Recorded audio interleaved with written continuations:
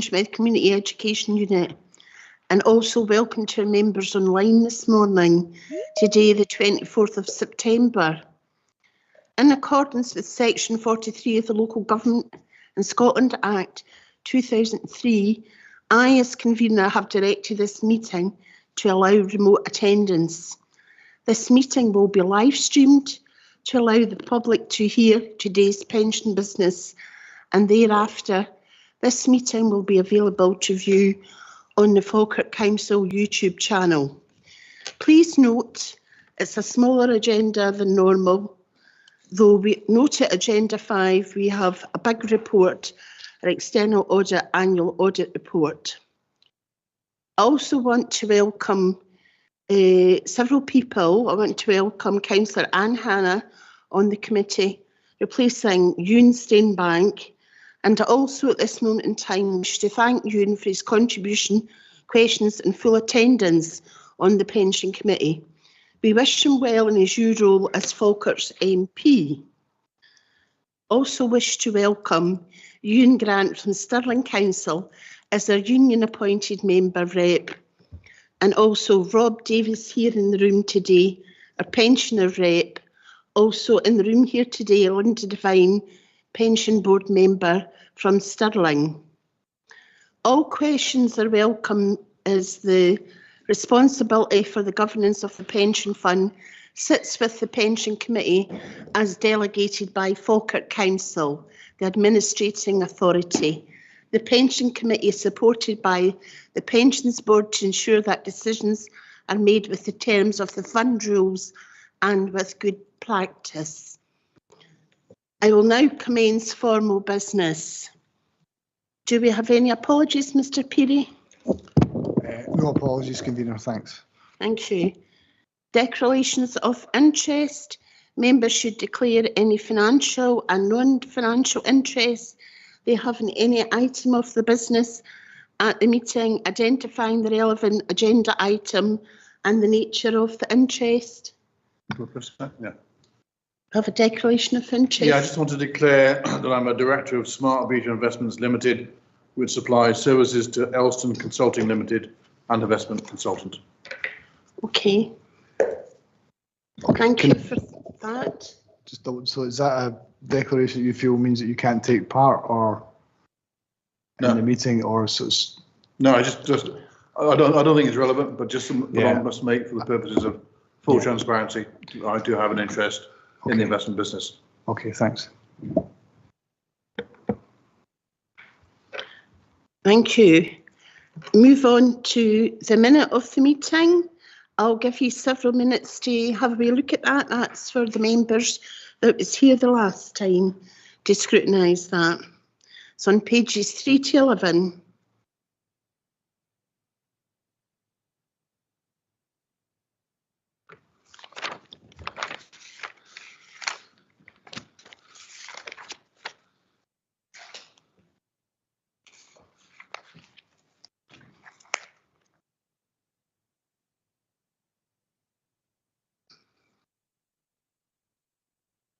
I don't see any hands up then. Do we agree the minute? Thank you. We agree the minute. Thank you. Moving on to agenda item 4. That's the investment review. Councillor Sinclair's hand up. Oh, Councillor Sinclair, I beg your pardon. Apologies, convener. Yeah, apologies. I'm hoping you can hear me. I'm having some pretty rough technical issues at home over the past couple of days, and it's still not sorted. I know that we've agreed the minute, but there's on the minute from the last meeting, the deputation request, there was a report to come on ESG. Will that still be at a future meeting? That will happen at a future meeting. But you know, our investment fund manager, Catherine's been off this last couple of months, but is going to come back to a future meeting when time permits. Thank you very much. Thank you. So we can move on to the investment review, and I think we have Emmanuel Bouquet here to take this. Is that right, Emmanuel? Thank you, convener. Yeah, I'd be delighted to do that. This is the quarterly update of the fund's activity. The committee and board are asked to note several items: market developments, strategic allocation, performance, and monitoring. I'll let you read page 14 of the pack, which reflects activity over the past quarter in markets and politics, and I'll focus on table 1 on page 15, which confirms the strategic asset allocation agreed by committee in March following the recent valuation. If I compare this to table 2 further down the page, you will see 3 columns from the right, the asset allocation across the policy groups at the end of June, and you will note that these are comfortably within the ranges agreed at table 1. You'll also note that table 2 shows that over the past 5 quarters, the allocation to equities, that's the first row in the table, has been decreasing and basically targets the new 55%, which you can see in the second to last column, that was agreed by committee at the end of March. So we are in line with the committee's directions and constraints. The next item is performance. The main point I want to cover here is paragraph 5.4 on page 17, which shows that over the 5-year period, which is probably more relevant than a quarterly return, the fund has risen 6.7% per annum, which is significantly ahead of a benchmark, which is calculated independently by our performance provider of 4.2% per annum. As a consequence, the funding level, which was assessed at the end of March 2023 by the actuary, and that's detailed at 5.6 on the same page, has significantly, we expect, improved from the 137% then, given assets have been going up and yields have been going up further. Clearly, this is just an estimate based on financial matters, and other matters may enter into the calculation of the funding level. Finally, and then I'll be happy to take questions, monitoring at section 6. Monitoring takes place via the GIF, which I attend as the Lothian representative, but Amanda attends as the Falkirk representative alongside the Fife representative. Monitoring of the asset allocation and managers takes place on a quarterly basis. This was last done on the 10th of September, and there was no significant issues to report to this committee at this stage. But of course, should this happen, we will bring back a further update to the committee. That's all I was going to say. Probably better to open to questions at this stage. Hello, members. I'm opening it to questions. Does anybody have any questions regarding this report? Yes, I have a question. Mr. Davis. Thank you. Hi, Emmanuel. The performance is very good. Can you give us an attribution analysis for that? The excess performance over the benchmark? Yes, so as you can see, there's a bit of an echo, but as you can see from paragraph 5.4, the exposure to equities, which you can actually see in 5.2, has been in excess of the benchmark, and this has been a positive contributor, and likewise an underweight to the sovereign allocation, where we have seen yields rise, and we have been reducing this as equities go up further and yields go up. In other words, the value offered by government bonds has become better over time, whereas that we believe offered by equities has reduced. Can't give you a precise detail, but I'm very happy to follow up if you tell me what you would like to see, whether it's over a 5-year basis, whether it's at the policy group level. I'm very happy to follow up after the meeting. Yes, that would be helpful. I'm just concerned about your exposure to US equities, given their strong rise and high valuations. Yep. So I can maybe elaborate on that. Just to be clear, the exposure of the fund to equities is not the market. And you're absolutely correct that the market at the moment exhibits a strong concentration to highly valued, large capitalization tech stocks. And I'm sure this has been well documented in the press. The assets that are held in the portfolios are different. We can go through the different portfolios. We avoid passive market capitalization exposure, but I can provide more details separately. I'm happy to take that action. Thank you, Mr. Davis. So we'll take these actions forward. Okay, thank you. Thank you, Mr. Bouquet. Unless there's any other questions. I don't see any hands up. So thank you for that. I'm now going to go to the recommendations. Recommendations, the committee and board asked to note recent investment market developments. 2, the fund's strategic allocation, the fund's performance for the period ending 30th of June 24, investment monitoring activity discussed at the GIF. Do we agree with these recommendations? Thank you. So we're going to move on now to agenda item 5. That's the external audit annual audit report, and we have Gillian McCready online. Thank you, Gillian. Hi there, thanks, Councillor Finney. Does anybody else hear that? There we go. Well, thanks everybody for having me here. I was hoping I could start with our covering letter, which I believe is actually Appendix 2 in our papers. I don't know if everybody gets a chance to find that there. But if I could start with that, you'll see at paragraph 1 of the covering letter, it states that our audit is now substantially complete. And that is indeed the case. And following the meeting today, hopefully the accounts will be able to be signed. The main thing is that it's an unqualified opinion. And you'll see the proposed opinion at the time of issuing the covering letter was attached at Appendix A of the covering letter. That's been provided separately to the pensions team, who've also slotted that into the accounts. And as I said, hopefully that will be signed off later today. So that's the main thing. Following on from that, from paragraph 2 of our covering letter, this sets out our requirements under the auditing standards to report to yourselves as those charged with governance any specific matters arising from the audit of the financial statements and also any unadjusted misstatements from the accounts. So these are reported to yourselves in our annual audit report under the section headed Significant Findings and Key Audit Matters. That's Exhibit 2 of our annual audit report. And if I could just go through the last couple of paragraphs in our covering letter, I'll then take you through them as part of the annual audit report. Paragraph 7 of the covering letter.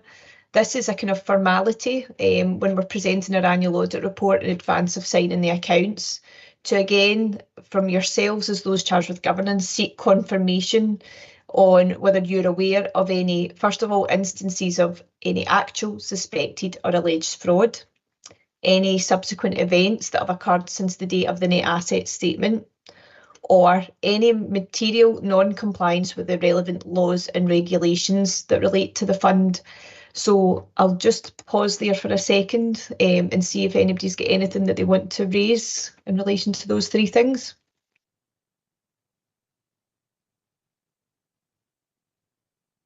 No. I don't see any hands up. Thank you, Gillian. No worries.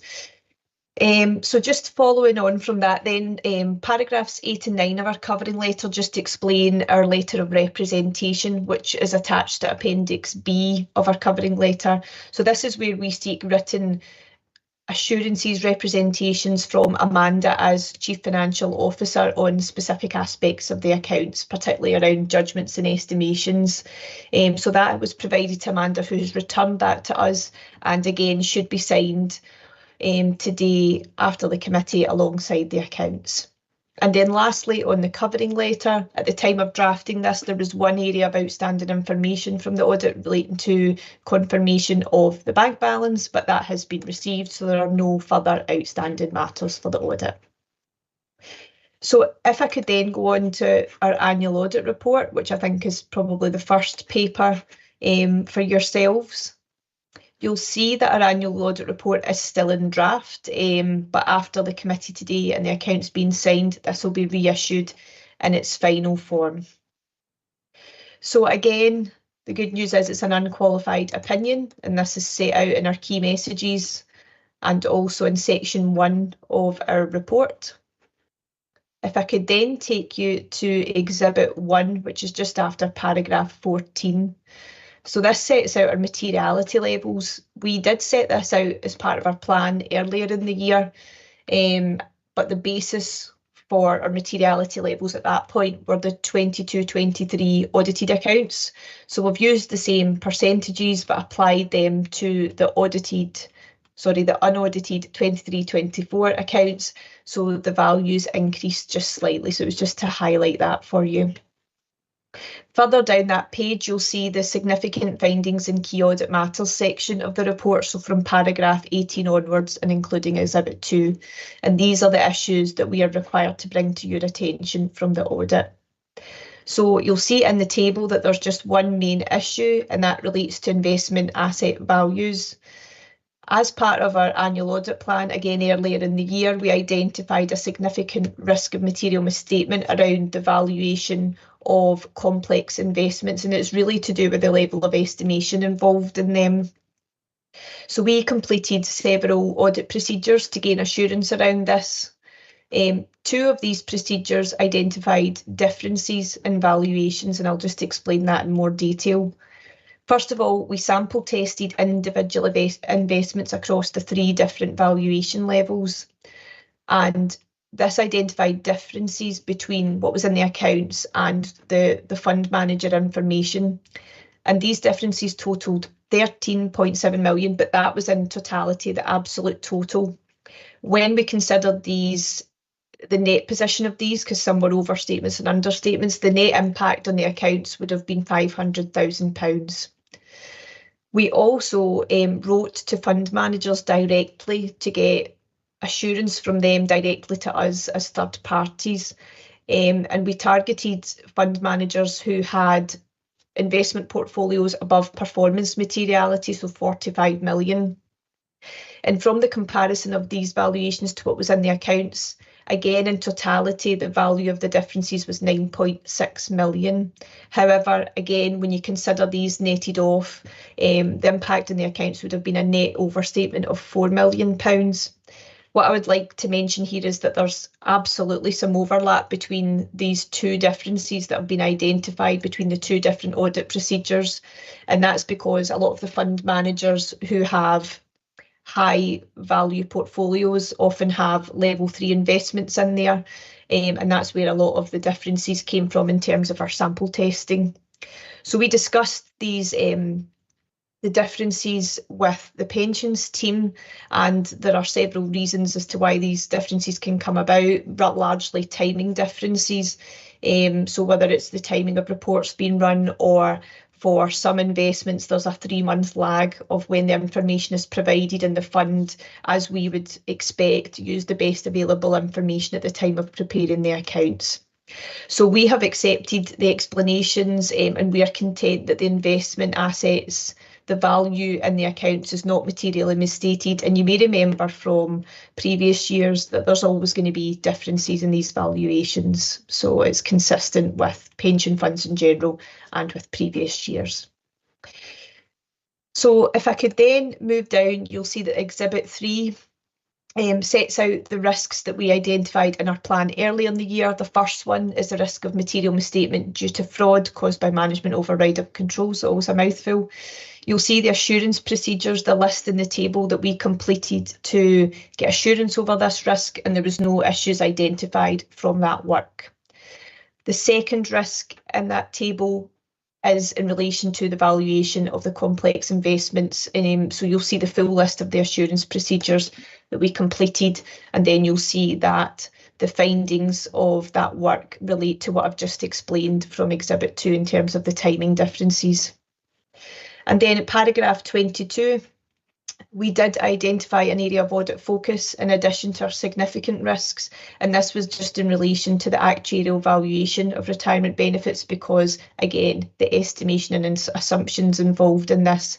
So we reviewed the work of the actuary in terms of its role as management's expert, and no issues identified there in terms of their role and the assumptions used. If I could then take you to section 2 of our report, from there onwards, the report covers our wider audit dimension work, so financial management, financial sustainability, governance and transparency, and use of resources. I'll take this section as read, and there's just 2 things that I was hoping to kind of just highlight to yourselves. The first one is from paragraph 35. So this next few paragraphs sets out our findings from our work on the financial controls in place at the pension fund. The first bullet point relates to journals. So the financial ledger used by the pension fund and the council doesn't have an inbuilt control for journals to be approved or checked by a second officer before posting. We found that in the pensions team, some journals were subject to second officer checks and some weren't, and discussed this with the team. Management are satisfied that there are other mitigating controls in place, and so no further action was taken on that. The second bullet point relates to the fund's use of the Altair system for the administration of the fund. So the Altair system is hosted by Haywood, and then Service Express hosts the data centres on behalf of Haywood. So we found that the pensions team obtained and reviewed the service auditor reports for Haywood, but didn't for Service Express. So we've made the recommendation there that it would be good practice for the fund to obtain and review the service auditor reports for Service Express as well, in their role as a service organisation, to just strengthen the assurance over this hosting arrangement and the data that they hold. So it's just to highlight that, and the recommendation is in our action plan. And then just from section 3, you'll see this relates to financial sustainability. So in our annual audit plan, we raised a wider dimension risk just in relation to the triennial valuation, the results of that and the impact that could have on the fund's financial sustainability. So really it filters through a lot of the report, but it's more related to financial sustainability. We've documented the results of the triennial valuation, which show a strong funding position. And we've also kind of set out the various reviews that the fund has taken in response to this in relation to a revised funding strategy statement and investment review. So it was just to mention that. Lastly, I would just really like to thank the pensions team for their help with completing the audit. We've managed to do it by the end of September, which is an improvement on last year, and we wouldn't have been able to do that without the help of the pensions team. So thank you very much. And I'm happy to stop there and take any questions. Thank you, Gillian. I'm going to open it up now. Does anybody have any questions on the audit report?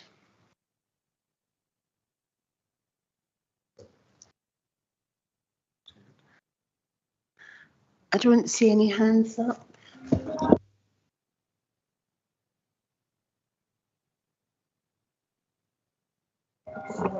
No, you.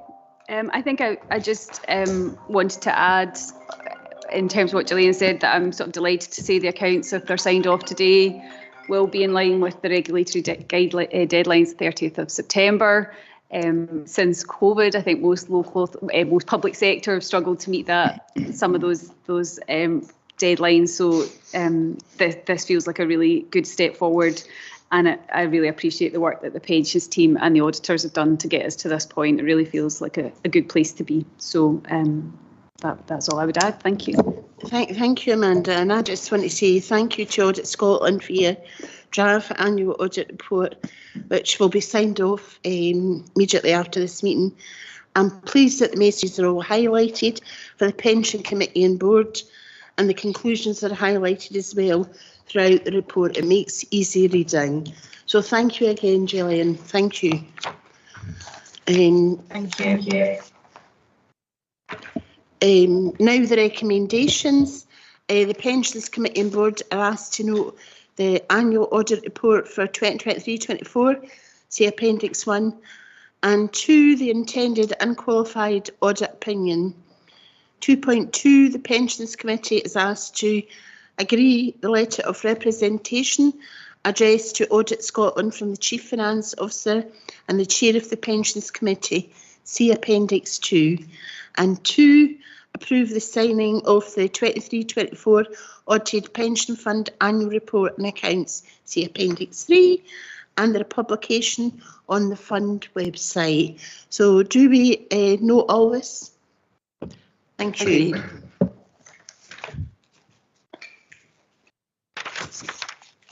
I'm now going to move on to agenda item 6, and it's general governance matters. And this report will be taken by Kathleen Carruthers, Pension Fund Manager. Thank you.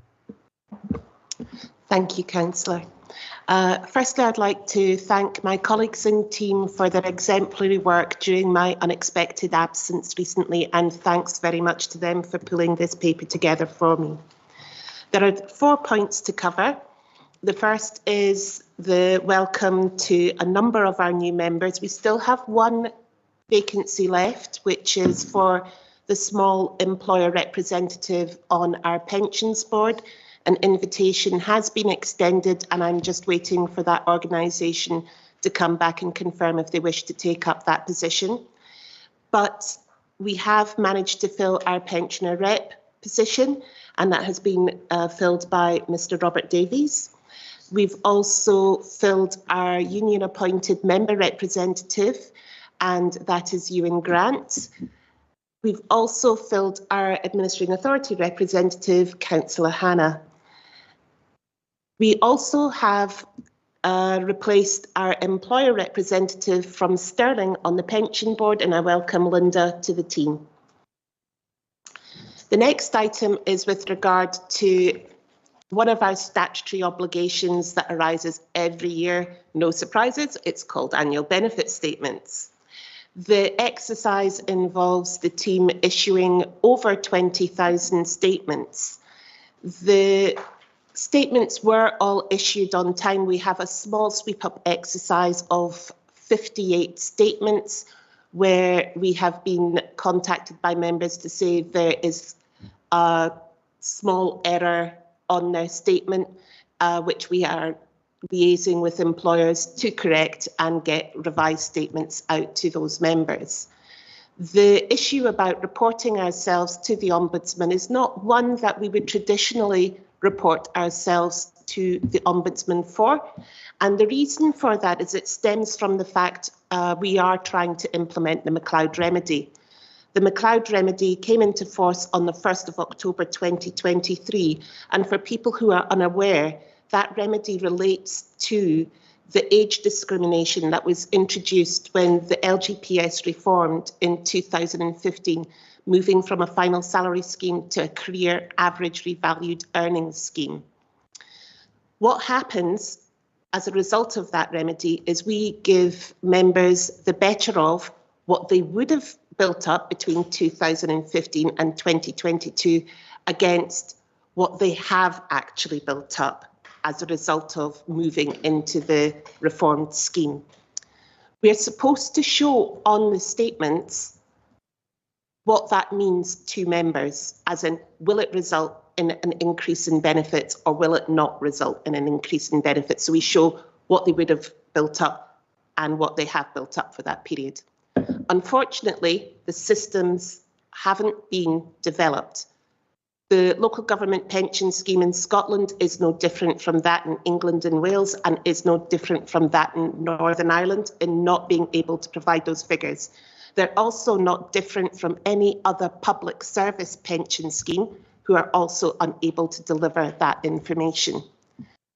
However, unlike the local government pension scheme in England and Wales, where amending legislation has been set to remove the requirement to show the effect of the underpin in the statements we're issuing this year. In Scotland, those amendment regulations are under consultation, so not yet laid and not yet into force. However, Scottish Government has confirmed that when those amending regulations are laid, they will have retrospective effect and will have force on the day that the statements were due to be issued, which is why we wouldn't normally report ourselves to the regulator, as we do not see that that is a material issue, because we can't do anything. We cannot manually calculate 25,000 underpins and put them on statements manually.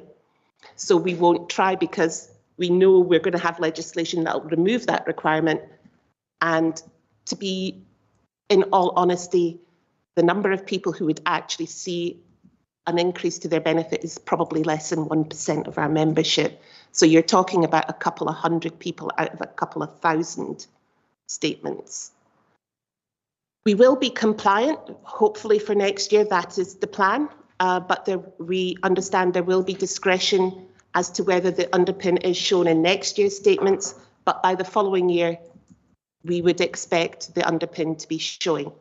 The regulator has informed us, however, that funds will be required to report themselves on an individual basis, and if we don't, we will be investigated, which is why we are reporting ourselves to the regulator.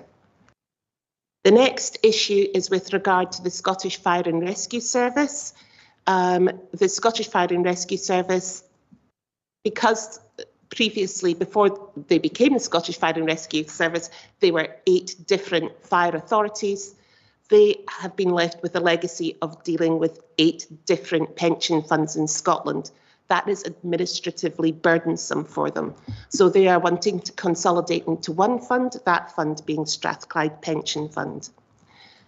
Everything is progressing on target. We are expecting to hand over at the end of October, and administration from a Falkirk perspective will cease at the end of October on the Scottish Fire and Rescue Service, with their asset share transferring to Strathclyde Pension Fund. What we might see is Scottish Fire and Rescue Service outsourced a function to Sodexo. We might see that employer also transfer to Strathclyde. But in the context for Falkirk Council Pension Fund, we have one member who is a pensioner. The liabilities run into the thousands. So whilst we would be expecting to transfer around about 15.5 million to Strathclyde in respect of the remainder of the membership, Sodexo is a much smaller affair and not significant in the grand scheme of things, should that change. Currently, they are not scheduled to transfer, but they could. The final issue is with regard to the pension review. Now, this is an England and Wales issue, but as you know my want, I will bring those issues that apply in England and Wales and which could apply to us to your attention so that you are aware of them, so that if they do come north, you're not surprised. So the pensions review in England and Wales is pretty much driven by the government's desire for pension funds to invest in UK equities.